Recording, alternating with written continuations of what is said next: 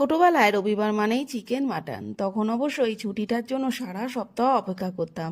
আর সকালবেলায় বাবা বাজার থেকে ফিরলেই পড়া ফেলে ছুটতে চলে আসতাম বাজার থেকে কি আনলো সেটা দেখতে। শালপাতায় মোড়ানো থাকলে সেই দিন আর দেখে কে, জানতাম আজ মাটন হবে। তবে সময়ের সাথে সাথে দিনগুলো বদলে গেছে অনেক। আগে খাবার পাতে শাকসবজি থাকলে বড্ড বিরক্ত, সেগুলো না খাবার জন্য কত বায়না করতাম, আর মা বাবার চেষ্টা থাকতো নানা রকম কৌশলে সেগুলো খাওয়ানোর। আর এখন মাছ মাংস যতই হোক না কেন, থালায় শাকসবজি না থাকলে বড্ড অসম্পূর্ণ লাগে।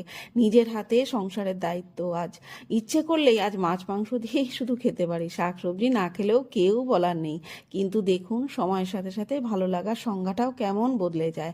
আজ দুপুরের মেনু ছিল ফুলকপির ভর্তা, পালং শাকের তরকারি, ডাল সেদ্ধ, চিংড়ির দু পেঁয়াজা, চিকেন। আর আজ এই পর্যন্ত, ফিরে আসবো আবার একটা নতুন ভিডিও নিয়ে। ততক্ষণে সবাই ভালো থাকবেন, সুস্থ থাকবেন, টাটা।